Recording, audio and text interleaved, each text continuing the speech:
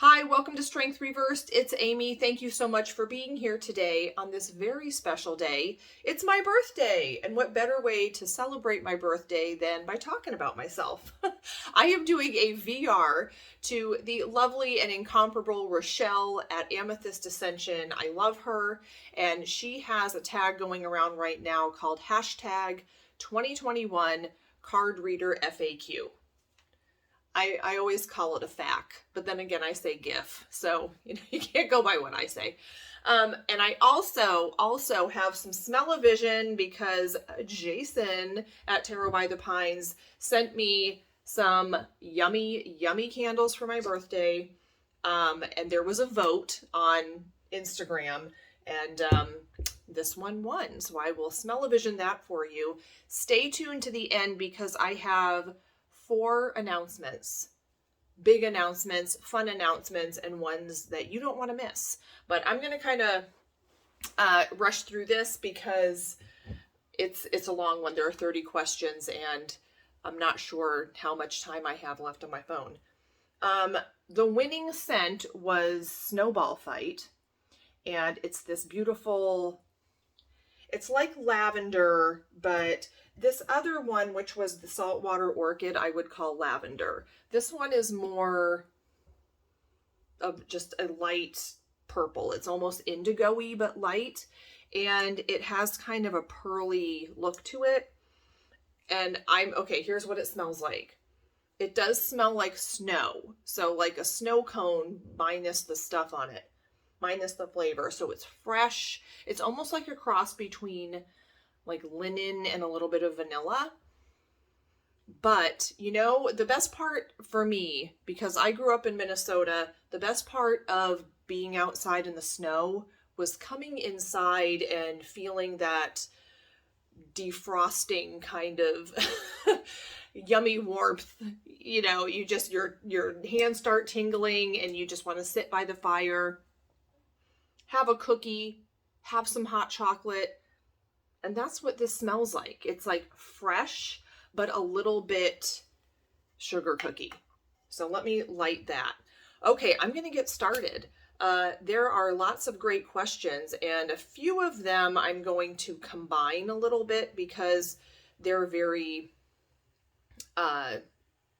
related to me. Okay, number 1, what is your favorite system to use? So RWS, Thoth, or Marseille. I am an RWS gal, definitely, only because that's just the system that I learned on. And so that's the one that seems very familiar to me and makes the most sense to me. Marseille, I don't get into pippy stuff, so it doesn't speak to me a whole lot. Thoth intrigues me. It's kind of like a frenemy sort of feeling, but I'm open to all, styles of cards. I think they're all correct, but RWS is the one that I'm familiar with. What's your favorite type of reading to receive? So questions 2, 3, and 4, I have similar answers for. The favorite type of reading to receive, like love, career, past life, etc. The favorite, your most common reading that you do, and your most favorite reading to give. Okay, I actually rarely get a tarot reading. And when I do, I usually have big questions. And I don't usually go to it with a love life question or a career question. I usually come to tarot with, what's next? What direction do I need to be heading in? Or maybe I have a decision to make, or maybe I just want to confirm my feelings about something. And so that's usually the kind of question I ask. And the kinds of questions I usually answer when I do read for other people tend to be, if I do like a private reading for someone, big questions, because that's what I like to read about. I don't like to read about your ex-boyfriend. I like the more, I'm struggling and I need my guides to tell me, and my higher self to tell me what's next, or how I can transform this, or how I can get the best possible result.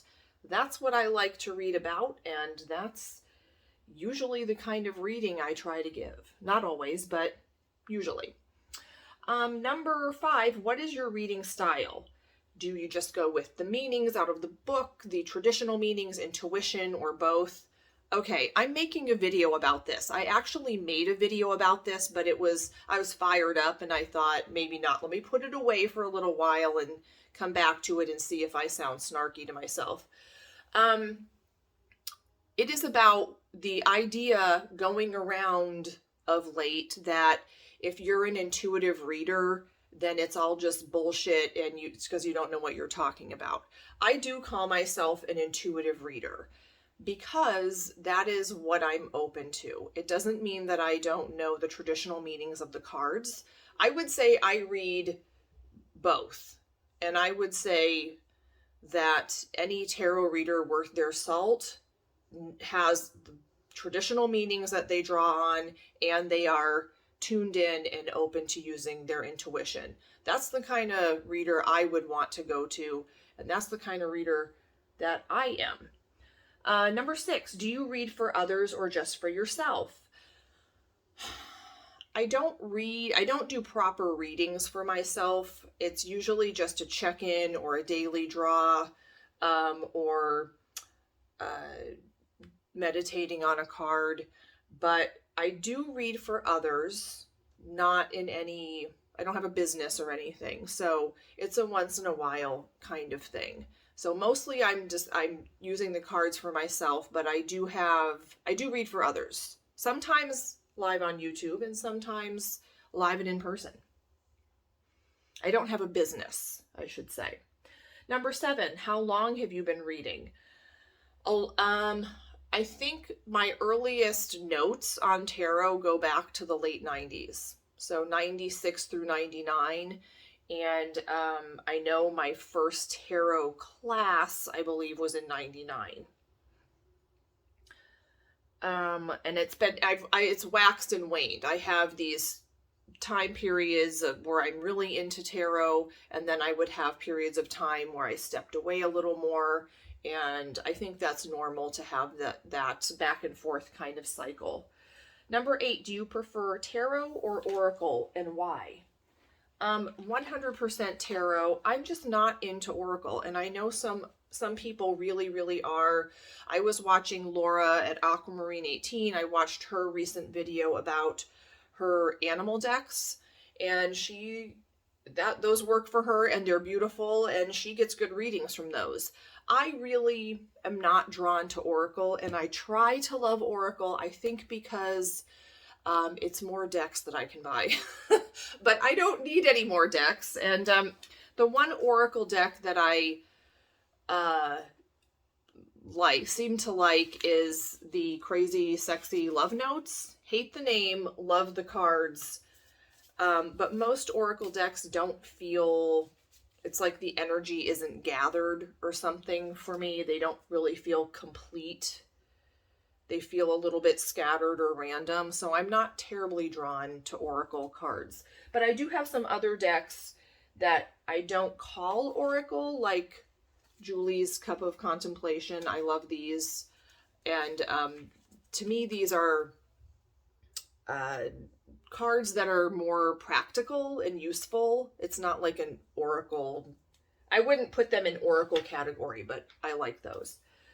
Do you use, this is 9, do you use layering in your readings for astrology, numerology, angel numbers? I do use layering because I think there's so many layers to tarot. So, symbolism, I don't use too much astrology. If someone said to me, you'll meet a Capricorn, or there's some sort of, Libra who's involved in this, that doesn't really mean anything to me. And so I don't, assigning astrological meaning to the cards, it's just not something I'm called to. Basic numerology, you look at the 5s and those all have a certain energy. You look at the 3s and those all have a certain energy. Definitely directionality and things like that, color, but that's pretty much it. So nothing, I'm not like into Kabbalah or anything where I would layer that on top of the tarot reading or, do a little side reading with astrology. Not in that way. Number 10, how do you label your reading practice? Fortune teller, tarot reader, intuitive reader, psychic reader, etc., and why? I call myself an intuitive tarot reader because I don't just rely on rote memorization. I do use my intuition. And so if I'm called to a certain symbol in the card, I'm not going to limit myself to the book meaning of the card, if that makes sense. But what I don't mean by intuitive tarot reader is that I don't work with traditional meanings. That's what I do. Anyway, that's for that other video because it really did get me fired up. Number 11, how did you learn to read tarot? A course or self-study, study with a friend? Yes, I did study with a friend, my friend Katina, when I first started. And a lot, I don't remember specifically, but a lot of self-study. And we did take a tarot course together in 1999, and that was with Nancy Antonucci in St. Paul, Minnesota, who wrote the book Psychic Tarot, and she's like big name now. So I learned from, I think, one of the best. And her lessons have always stuck with me as kind of a foundation for tarot. And I have taken several other tarot courses in person, like at a, when universities have a community ed kind of things, and those have been really helpful. I would like to know people's online courses that they take, because I'm one of those people, I do well with deadlines. So just studying as this enigmatic process, it's hard to get motivated. But when I'm taking a proper class and I have someone telling me, do this, read this, and, we'll talk next time, that kind of gets me motivated. Number 12. Yes. As a reader, do you use the images or go by the meanings only? I definitely use the images. And sometimes I'm fighting this battle in my head where I know the meaning that's traditional, but this image keeps calling me and I want to blurt out something else. I definitely go by the images because, cards that are the same card look totally different in different decks and have very different feelings. In the Robin Hood deck, the Four of Pentacles to me seems very like about greed and about hoarding almost, but the Four of Pentacles in other decks seems very balanced. So it really does depend on the deck. Images, yes. Number 13, do you cleanse your deck before using it? And if so, how? I do cleanse, not every time. I cleanse my deck before I use it for the first time. So when I get a new deck, I definitely am going to cleanse it either with, smoke or putting it out in sunlight or moonlight or just outside on the porch. So I do cleanse it, yes. And then intermittently, I feel called to more recharge it than cleanse it, either by resetting it or putting it outside for a while, or just working with it. Sometimes if a deck has been in the box and too long, it starts getting mad at me. Number 14, do you have a special way of bonding with your deck? I think just by picking it up and holding it and shuffling it and looking at it, that's how I bond with the deck. I don't put it under my pillow or anything like that. Do you interview your decks? I have interviewed some of my decks, but I don't interview all of my decks. Just because, I guess when I have interviewed decks, it's been because a deck confused me a little. But I don't choose decks by the kind of reading I'm doing or by the topic. I only choose decks by what I feel called to that day. So that's, and especially, okay, I'm going to keep going. So especially if a deck is not seem to be working for me. I might be like, hey, what gives? Let me do a deck interview. Maybe it doesn't want to be used for this or that. Do you believe your decks have different personalities and different decks read differently? Yes, but I know it is not anything in the deck. I know the deck doesn't have a brain or a mind of its own, but it really does have a certain personality or energy that I guess it speaks to different parts of me. And so some decks are very blunt and some decks are very light, and yeah, so they definitely do have personalities. Do you read the guidebooks? Yes and no. If it's very different from a standard Rider-Waite system, then or imagery, then yes, I will, just because I'm curious. But if it's just a little white book, I tend to not open it. And I have learned my lesson to always at least peruse the guidebook, because when I bought the Radiant Wise Spirit, I kind of went, and, you know, chucked the guidebook, and then went back and read it and was like, oh, okay, there's some good stuff here. So I do always at least browse the guidebooks. I don't usually go through and read the whole glossary of meanings all in one sitting, though. It's as needed. Oh gosh. Okay, number 18. What is your favorite way to store your decks? Bags, wraps, books, shelves. I don't have any wraps, okay? I do have shelves that Michael made me that I showed off. I have a video about how my deck storage is. Most decks the decks that I use the most often, which is the bulk of my tarot decks, I have several of these, and so I keep them on a shelf. I have 3 of these and then a half of a one. And so I can just reach for any of these decks. And these are mostly decks that are in tuck boxes, because if I have to put it into and take it out of the tuck box, it doesn't get reached for as much because I am inherently lazy. So the tuck boxes I do keep. Those are off in a little drawer somewhere, but I like to be able to just reach for them. The decks that are like this, that come in fancy boxes, I usually leave them in the boxes. And I do have a shelf on my bookcase here that is just all of these boxes. I do have some decks in bags, and I just stick those on the shelf next to the other thing, like my Golden Girls Tarot. There's a big announcement about this coming up.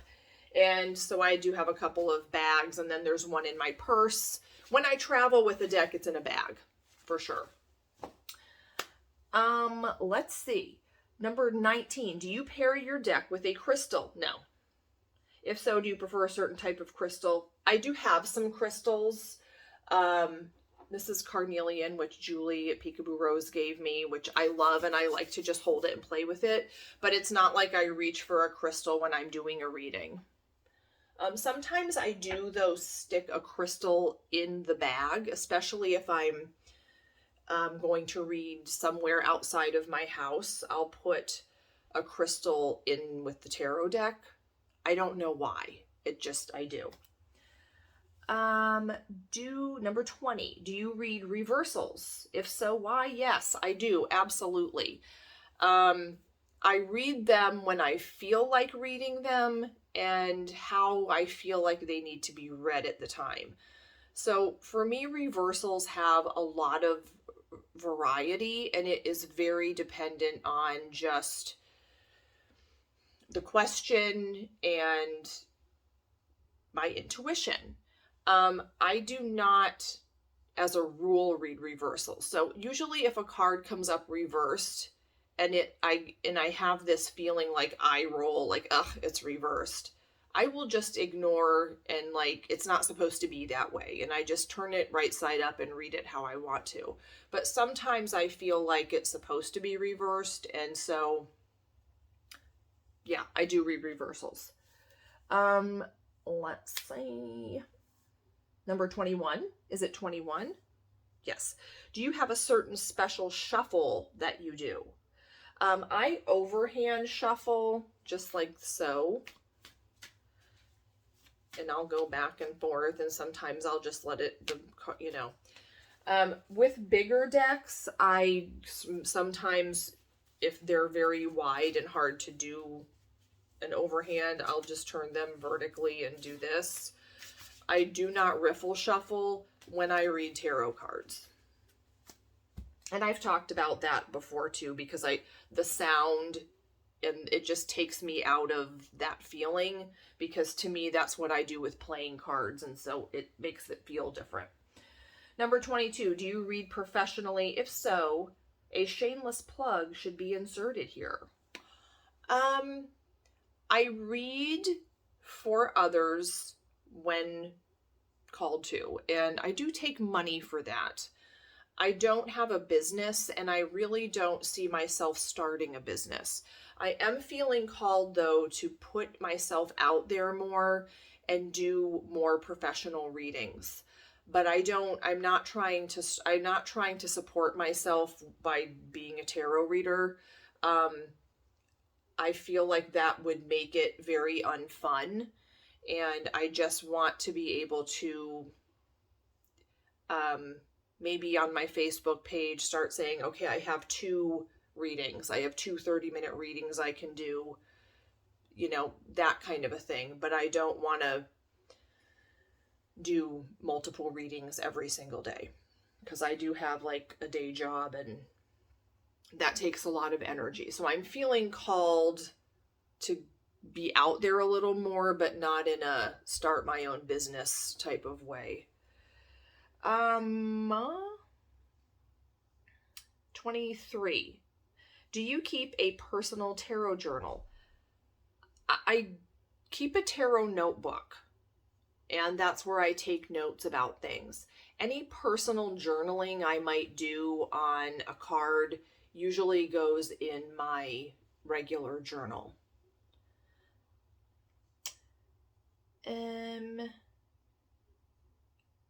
So I should just remember what number I'm on. 24. Do you have a certain reading environment that you prefer, or can you read anywhere? I like reading. I don't like reading in public, because I really don't like hangers-on when I read.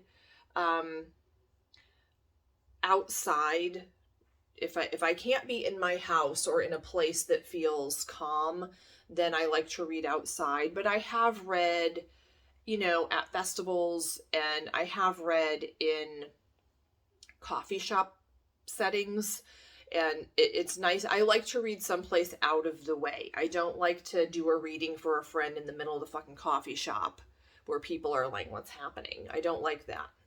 So it's someplace quiet. And if I am in a public place, I'm for sure putting a cloth down. I have a little battery candle. I'm, kind of, I like to be out. I just don't want to be in the middle of everyone's energy, if that makes sense. It does make sense. So, number 25, can you show us your newest deck? Oh my gosh. Oh gosh. What is my newest deck? I think it is this one, because Jason sent it to me. Yes. He sent it to me around the same time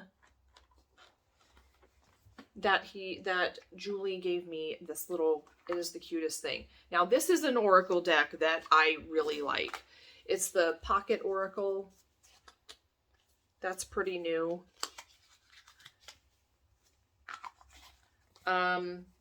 Manuela sent me, I did the whole Decks with Friends series, and I got just a bunch of decks around the same time. Manuela sent me from Place of Stillness the, I'm sorry. I've had lots of coffee today, but not lots of food, because I prefer to drink coffee than to eat food. She sent me the crows. Murder of Crows. Oh my God. Wow. I hope that's not like a age-related thing now that I'm a year older. Number 26. Do you ever dream in tarot symbolism? No, not really. I I need to get more sleep during the week so that I can dream more. But usually when I dream, my dreams are like those crazy, I'm sure symbolic, but the ones that I remember, usually I have other kinds of stuff going on. I think I might have scrolled too far. Do you find yourself comparing moments and events in our lives with the tarot archetypes all the time or ever? Not all the time, but a lot of the time, yes. Like that's a tower moment, or this person might remind me of, you know, she's so 9 of Swords or whatever. Number 28. How often do you read the cards? Daily, weekly, monthly? For sure every day, but not a proper reading. I don't sit down and do spreads every day. I will mess with the cards and pick a card or maybe read about a card, or so I do something tarot related every day, even if it's just looking on Instagram and looking at someone else's spread. Tarot is in my life every day. Whether I do a proper reading or not is as needed. 29. Are you currently taking a course or offering a course that you would like to share with others? I'm not currently taking a course, but tell me all your courses, you guys, because I am totally interested. And number 30, can you offer one bit of advice to somebody new that is coming to tarot or oracle from your own experiences? Gosh, so much advice. My advice would be to take breaks from the books. Absolutely, you need to learn the traditional meanings of cards, but if I could offer some advice, it would be to have a personal relationship with each card. And I had to cut myself off there because I was rambling, but I have 4 announcements to make. Well, not really major announcements, but I just want you to mark your calendars for these things that are coming up because you don't want to miss them. The first thing is, in the next few days, I will be posting a video, hopefully, from an undisclosed location. And I am going to talk about a possible giveaway because quite a while back, I reached a little milestone on my subscriber count, and I just wanted to celebrate it and say thank you for everyone who's out there watching my videos, because I really appreciate that. So there should be some excellent scenery in the background. That's all I'm going to tell you. The second thing I want you to mark down is this Friday, Black Friday, the day after Thanksgiving. It's the 26th of November at 11 a.m. Eastern Time, live on my channel. It is the Thank You for Being a Friend Golden Girls Thanksgiving Extravaganza, and I am going to be live with my friend Jason from Tarot by the Pines and my other friend Rosemary from Good Journeys Tarot, and we are going to be sitting around eating cheesecake or leftover holiday dessert, so bring yours, and we're going to be talking about the major arcana in the Golden Girls Tarot. So make sure you are there to say thank you for being a friend. Number 3 is I am going to come back this year with my Tarot Community Advent Calendar that I did last year, but it is new and improved. It's going to be shorter, and I'm not sure it's going to be for Advent. It is going to be probably more of a 10-day New Year's Day countdown, but it's going to be picking a card, and I'm going to give some shout outs to people, and these are going to be quick, probably 5-minute videos that you can just watch every day, and it's just going to be something fun. I know people are going to be busy this December with the normal December busyness, but also I am going to be hopefully partaking in Papa Squirrel's Vlogmas, and I know a lot of people will be doing that and watching those videos, so I wanted to keep my Advent calendar kind of short and sweet and fun and, you know, low stress. So I will be doing that at the end of the year, and I'm looking forward to 2022 being normal, whatever this new normal is wearing on me. So anyway, you guys, thanks for joining me, and look out for those fun, fabulous things coming up. All right, bye.